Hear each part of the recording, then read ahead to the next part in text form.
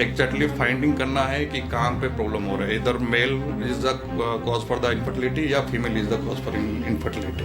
हम जो है पेशेंट का हार्मोनल प्रोफाइलिंग करने के बाद जो है हम दोनों का टेस्ट करने के बाद हमें पता चलता है कि हम क्या ट्रीटमेंट प्लान करें। मतलब जो है वेन्स जो होते हैं वो हीट प्रोड्यूस मतलब हीटिंग रहता है। इसका मतलब है ब्रेन के साथ भी कनेक्शन? जी जी जी जी जी जो है आपका ये सब चीज़ें जो है अच्छा, सारा ब्रेन के साथ स्पर्म डेड स्पर्म जो भी है एक मतलब एक वहाँ पे लेवल में रह जाते हैं। फिर जो हेल्दी स्पर्म रहता है उनको लेके हम जो है प्रोसेस करते हैं। तो हार्मोनल बैलेंस ठीक है, हार्मोन ठीक है, तो फिजिकली हम टेस्टिस भी देखते हैं, अगर साइज सभी ठीक है तो हम उनको टीसा प्रोसीजर करते हैं और वो हेल्पफुल है। टीसा में हम स्पर्म भी मिलते हैं। एक प्रोसीजर इक्सी भी आप यहाँ पे करते हैं, ये इक्सी समझा दीजिए आम इंसान को ये क्या हो। अस्सलाम वालेकुम नाज़रीन, जम्मू कश्मीर के दारुल हुकूमत श्रीनगर से हम आपके साथ इस वक्त मौजूद हैं।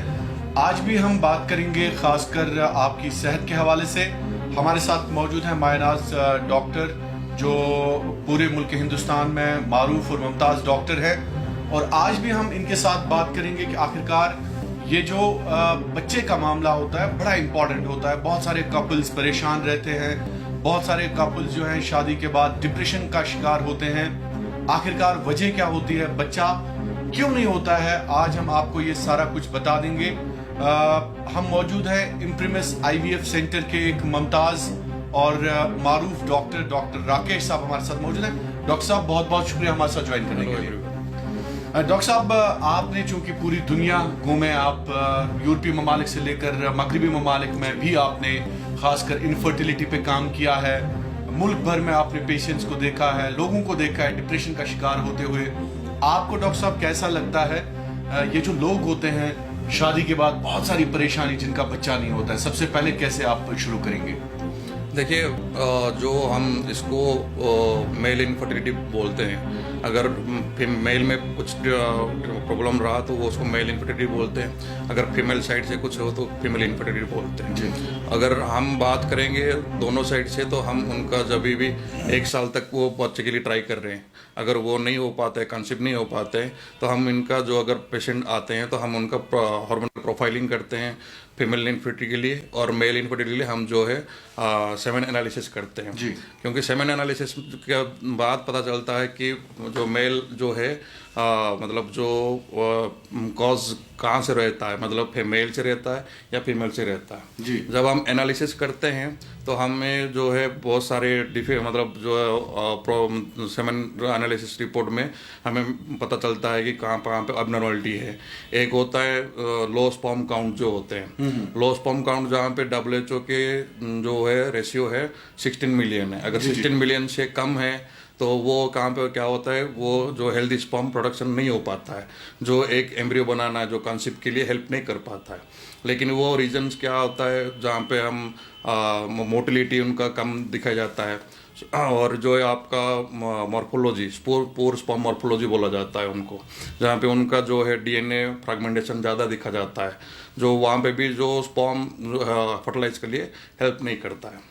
बट अगर हम बात करेंगे तो इसके जो है हम इसको प्रोसेस करते हैं स्पर्म को, फिर जो है हम प्रोसेस करके स्पर्म लेके हम इक्सी जो इंट्रासाइटोप्लाज्मिक स्पर्म इंजेक्शन बोला जाता है उसको, तो सिंगल स्पर्म जो हेल्दी सिंगल स्पर्म हम सिलेक्ट करके फिर जो है हम oocyte के द्वारा इंजेक्ट करके एम्ब्रियो फर्टिलाइज करते हैं, फिर एम्ब्रियो कल्चर करते हैं, एम्ब्रियो कल्चर करके हम ब्लास्टोसिस्ट तक हम जो है कल्चर करते हैं, फिर ब्लास्टोसिस्ट के बाद जो है हम एम्ब्रियो फ्रीजिंग करते हैं, फिर जो है पेशेंट अगर सेम साइकिल में ट्रांसफ़र करना है तो करते हैं, नहीं तो उसको सेकेंड साइकिल में जो है उसको ट्रांसफ़र किया जाता है। डॉक्टर साहब, ये भी बता दीजिए कि ये जो पेशेंट्स होते हैं या ये जो लोग होते हैं शादी के बाद जिनका बच्चा नहीं होता है, तो आपने क्या देखा उन पेशेंट्स में, कितनी परेशानी होती है?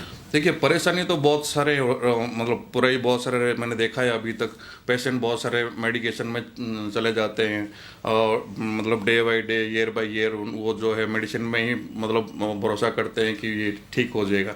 बट हर चीज़ के लिए मेडिसिन जो है हेल्पफुल नहीं है, जहाँ पे आपको ट्रीटमेंट जो है IVF ज़रूरत पड़ता है, क्योंकि आपको जो स्पॉक किसी में अगर फीमेल में जो हार्मोनल प्रोफाइलिंग करते हैं हम, किसी का AMH कम होता है, किसी का PCOS होता है और एंडोमेट्रोसिस भी होता है, एडेनोमाइसिस भी होता है, बहुत सारे रीजंस होते हैं, बट हमें एग्जैक्टली फाइंडिंग करना है कि कहाँ पे प्रॉब्लम हो रहा है। इधर male is the cause for the infertility या female is the cause for infertility. हम जो है पेशेंट का हार्मोनल प्रोफाइलिंग करने के बाद जो है हम दोनों का टेस्ट करने के बाद हमें पता चलता है कि हम क्या ट्रीटमेंट प्लान करें अकॉर्डिंग टू द रिक्वायरमेंट। तो आपका मानना है कि पहले जो भी कपल आपके पास आता है, पहले उनका बाकायदा तौर पर देखा जाता है कि आखिरकार प्रॉब्लम का? जी जी जी, हम पेशेंट को देखने के बाद जो है कुछ अगर मेडिकेशन से पेशेंट ठीक हो सकता है तो हम मेडिकेशन नेचुरल ट्रीटमेंट भी प्रोवाइड करते हैं। अगर लगता है कि एक जो बोलते हैं सीवियर ओलिगो एस्टेनोजोटेरेटोजोस्पर्मिया जो ओट्स बोलते हैं, यहाँ पे क्या होता है मेल इनफर्टिलिटी में जो है स्पर्म बहुत ही कम दिखाया जाता है, मोटिलिटी स्पर्म में है ही नहीं, मॉर्फोलॉजी भी खराब है, तो उस केस में तो आपको ये सभी जो प्रोसेस आपको आईवीएफ में आना पड़ेगा। और कहीं कहीं क्या होता है, आप मानते हैं कि उस केस में मेडिसिन का काम मेडिसिन उसमें कुछ फंक्शन नहीं करेगा आपका। अच्छा।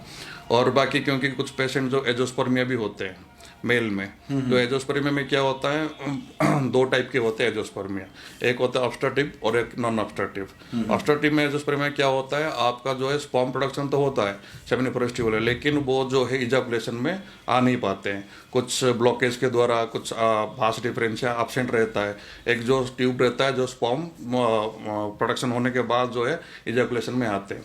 तो उसी केस में हम जो है पेशेंट का, जैसे हमारे पास बहुत सारे पेशेंट आते हैं तो हम एक डायग्नोस्टिक टेस्ट प्रोसीजर करते हैं, टेस्टिकुलर एक्सट्रैक्शन स्पर्म। तो वहाँ पे जो है हम टेस्टिस से स्पर्म निकाल के, उस सेमिनिफरस ट्यूब निकाल के हम जो है टीच करके स्पर्म है कि नहीं चेक करते हैं।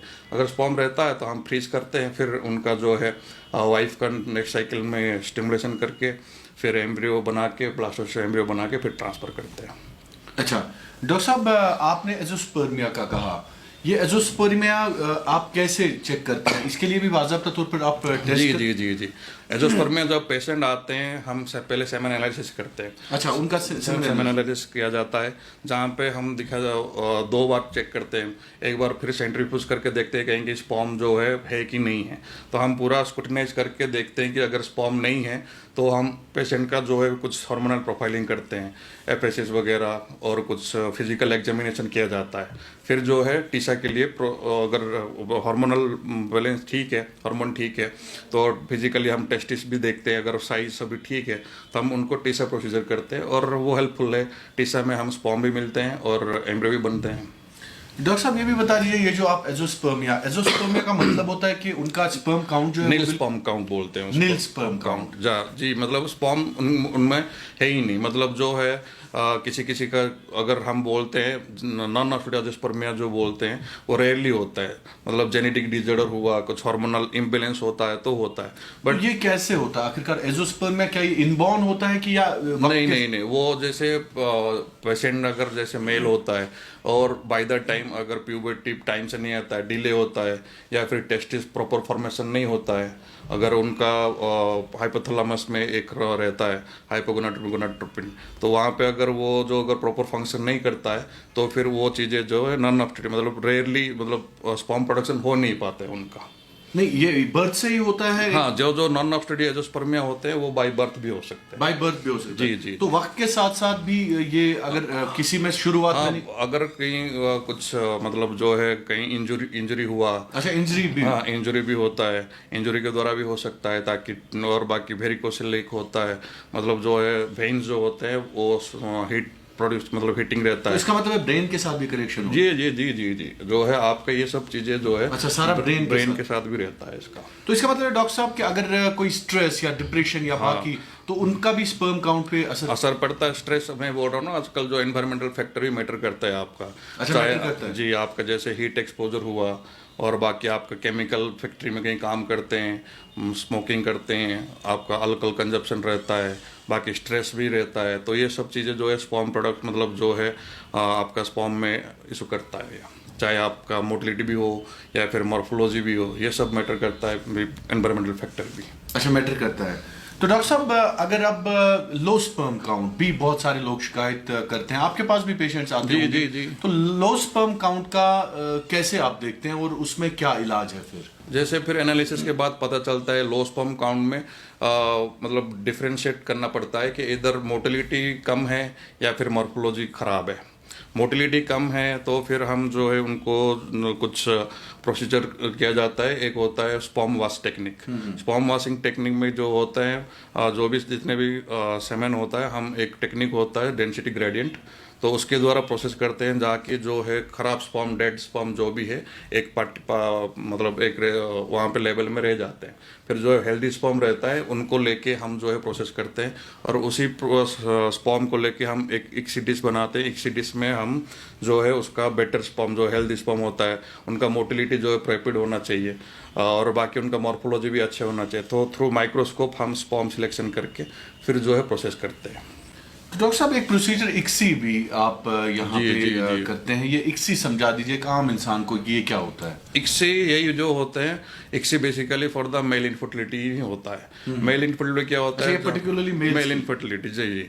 एक आईवीएफ होता है, एक इक्सी होता है। अच्छा, इक्सी अलग है, आईवीएफ अलग है। आईवीएफ जो है अगर मतलब जहाँ पे पेशेंट का स्पर्म है, हेल्दी स्पर्म्स है और जो है हम हेल्दी स्पर्म को जो भी स्पर्म को लेके हम स्पर्म वॉश करके जो एक डिश रहता है, हम जहाँ पे एम्ब्रियो कल्चर करते हैं, एक डिश रहता है, हम उसी डिश में स्पर्म रहता है और मतलब ओसाइट्स रहते हैं, नंबर ऑफ ओसाइट मतलब एग्स रहते हैं वो छोड़ते हैं, फिर लॉट ऑफ स्पर्म जो है उसी डिश में हम छोड़ते हैं। तो वो नेचुरल सिलेक्शन होता है, वो स्पर्म जो है ऑटोमेटिक फर्टिलाइज करता है वो ओसाइट को और जो एम्ब्रियो फॉर्मेशन होता है, ये होता है मतलब आईवीएफ। इक्सी में जो होता है मतलब इतना स्पर्म नहीं रहता है कि जो फर्टिलाइज कर सके ओसाइट को, तो वो उसी केस हेल्दी नहीं होता स्पर्म। हाँ, स्पर्म हेल्दी नहीं रहता है, कुछ मोटिलिटी नहीं रहता है, मोटिलिटी कम रहता है या फिर मॉर्फोलॉजी खराब रहता है, तो वो फर्टिलाइज नहीं कर पाता है। तो जहाँ पे इसी केस में जो है हम इंट्रासाइटोप्लाज्मिक स्पर्म इंजेक्शन बोलते हैं इक्सी। इक्सी के ये जो है एक इन्वर्टेड माइक्रो, बेसिकली ये इंजेक्शन है, टेक्निक जी, ये टेक्निक है। ये जो एक इन्वर्टेड माइक्रोस्कोप होता है, माइक्रो मैनिपुलेटर होते हैं कि हम हाथ से नहीं करते, ये माइक्रो हाथ से नहीं जी, ये माइक्रो मैनिपुलेटर होता है। माइक्रो मैनिपुलेटर में जो है हम थ्रू माइक्रोस्कोप हम स्पर्म सिलेक्शन करते हैं, बेस्ट स्पर्म जो है। अगर हमारे पास 8 ओसाइट मिले, एक्स मिले, तो हमें 8 स्पर्म चाहिए, जो हेल्दी 8 स्पर्म चाहिए जो है हम फर्टिलाइज के लिए। तो उसी सिलेक्शन को हम मतलब बहुत सारे स्पर्म रहते हैं, बट किसी का हेड पार्ट खराब है, किसी का टेल पार्ट खराब है, कोई मोटाइल नहीं है, तो हर चीज़ को एक जो है हेल्दी स्पर्म सिलेक्शन के लिए एक होता है मोटिलिटी और एक होता है मॉर्फोलॉजी। तो morphological sperm better sperm selection करके हम जो है फिर इक्सी करते हैं। तो आपने डॉक्टर साहब कहा स्पर्म फ्रीजिंग, ये स्पर्म फ्रीजिंग क्या होता है, ये हमें समझा दीजिए। स्पर्म फ्रीजिंग मतलब जो है हम उनका जो है टेम्पररी उनको जो है हम ग्रोथ अरेस्ट करते हैं, मतलब अरेस्ट किया जाता है। तो उसमें क्या होता है, जैसे हमारे पास कोई पेशेंट आए एंजियोस्पर्मिया पेशेंट, जो अगर हम उनका टीसा करते हैं तो डायग्नोस्टिक टीसा प्रोसीजर करते हैं पहले, तो चेक करते हैं कि हमें स्पर्म मिलेगा नहीं मिलेगा। तो हम पहले स्पर्म, अगर हमें टीसा में स्पर्म मिला तो हम जो है उसका एक प्रोसेस होता है स्पर्म फ्रीजिंग टेक्निक, वो स्पर्म को हम फ्रीज करके रखते हैं। फिर जब भी उनका साइकिल मतलब जब भी ओसाइट रिट्रीव हुआ और उसी दिन हम वो स्पर्म को थो करके मतलब वार्मिंग करके टेम्परेचर दे के 37 फिर जो है वो फिर मोटाइल हो जाते हैं। तो उनको लेके हम फिर इक्सी करते हैं और फिर एम्ब्रियो फॉर्मेशन करके फिर मतलब ब्लास्टोसिस्ट एम्ब्रियो तक फॉर्मेशन होते हैं, फिर हम ट्रांसफर। तो एम्ब्रियो फ्रीजिंग भी सिमिलर प्रोसीजर के? एम्ब्रियो फ्रीजिंग भी से प्रोसीजर वही है, वो भी जैसे बोला टेम्पररी ग्रोथ जो है उनको अरेस्ट किया जाता है। और एम्ब्रियो फ्रीजिंग जो है फिर उसमें जो है -196 डिग्री में उनको फ्रीज किया जाता है। अच्छा, फ्रीज किया जी, -196। जी। तो उसके लिए टेक्नोलॉजी भी है और मशीन्स भी हैं उसके लिए। जी और उसको लिक्विड नाइट्रोजन में रखा जाता है -196 में। तो वो क्या अवेलेबल है आपके सेंटर पे कि उनको बाहर जाना पड़ता है? नहीं, वो हमारे पास अवेलेबल है। अच्छा, सारा कुछ हमारा पास एम्ब्रियो फ्रीजिंग जी, हमारा एम्ब्रियो क्रायो कैनिस्टर है, हम उसी में स्पर्म फ्रीजिंग के लिए स्पर्म के लिए अलग कैन है और हमारा एम्ब्रियो के लिए अलग कैनिस्टर है, क्रायो कैन है। तो हम एम्ब्रियोज को अलग फ्रीज करते हैं, स्पर्म को अलग फ्रीज करते हैं।